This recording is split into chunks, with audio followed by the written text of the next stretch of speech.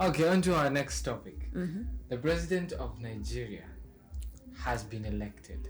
A new president of Nigeria has been elected. And there has been so much discussion about the choice that Nigerians made over the choice that they did not make. So the president of Nigeria is called Bola Tinubu. Yes. Bola Tinubu. Tinubu. Bola Tinubu. He's 70 years old or 70 something, somewhere there.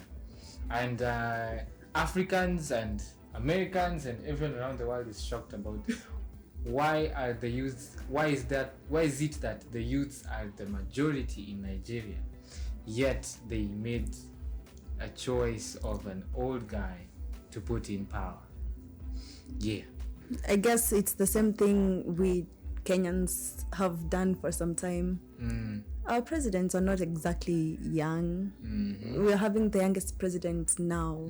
So why will that happen? I think maybe kuzoea an older person is better, because this guy, I was checking, napata kona cases za corruption, some shady bees.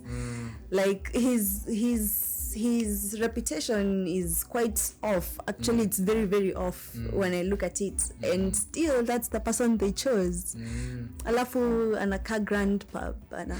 Like He is. ni kama acha tu nisingize stories za.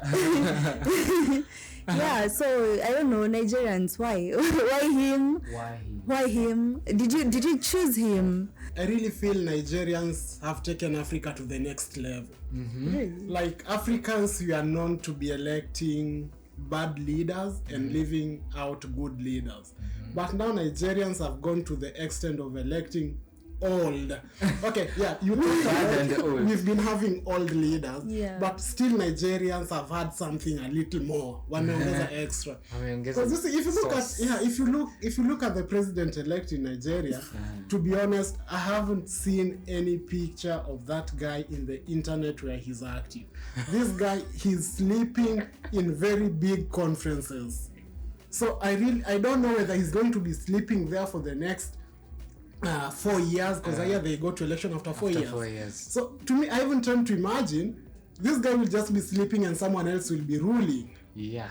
Because that guy is not fit. He's not fit. You know, when you talk about corruption and everything, in Africa, I can't remember the last time any country in Africa that I know elected this good leader. I think, maybe Tanzania.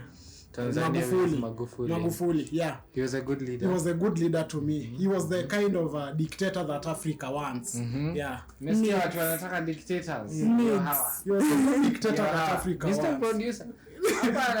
Hapa huwa atu dictator. No, he's a very democratic producer. Hapa si politics anyway. Yeah. So for me, I really feel Nigerians walienda sana. But there are claims that this guy was rigged in. I'm not surprised. This is Africa. There's never an election in Africa where you hear someone not complaining. But you see, some of Africa even influenced America, because Trump was saying that even him was rigged out. So it seems this for the first time in America we have the elections were rigged. So but it's good. It also tells us how much Africa there's just a character. And it seems imeanza kuspread huko nje. But for Nigerians, that was not a good choice. If you look at the person many people are claiming, this guy called Peter Obi. Yes. Like if you look this guy from how he talks, age and everything, this guy is still active. This guy can run a country very well.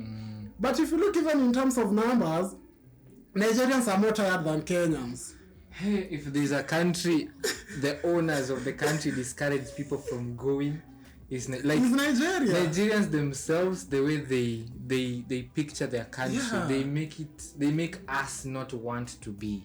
Because in that country. You know I'm saying that in Kenya we are about 40-something million, but our current president won with around 8-point-something million votes. Nigerians are over 200 million. Yes. But still, their president won with 8 million votes. Oh. So, who is not doing what? So, who is not doing? Is it, again, we have to look it now. is problem the president or the Nigerians themselves? You see, the same thing we were asking ourselves as Kenyans. Because when we said that over 8 million youth did not vote, then we were like, so do we blame the leaders or do we blame the people for not putting practicing their democratic right? So Africa, I really feel as much as but when we talk about Nigerians, we are talking about the people. We're actually not blaming this president-elect. So I just feel like people are no longer practicing their democratic rights, but again, they are the loudest when it comes to complaining. So how can you complain about someone that you didn't elect? Okay, you complain about something you didn't take part in. Thank you very much for saying that point, because I always say, if you don't vote, you keep quiet for the next years that person is going to be in power.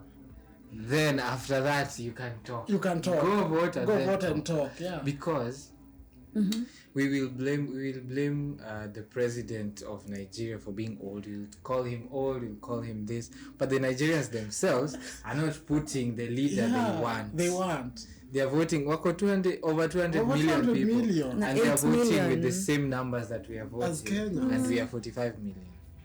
So it means we could take the Kenyan youth, take them to Nigeria, and we elect a president and then we come back. Yeah, so, no, but then I wouldn't blame them if that's the case. Kama they didn't turn up, I wouldn't blame them for it.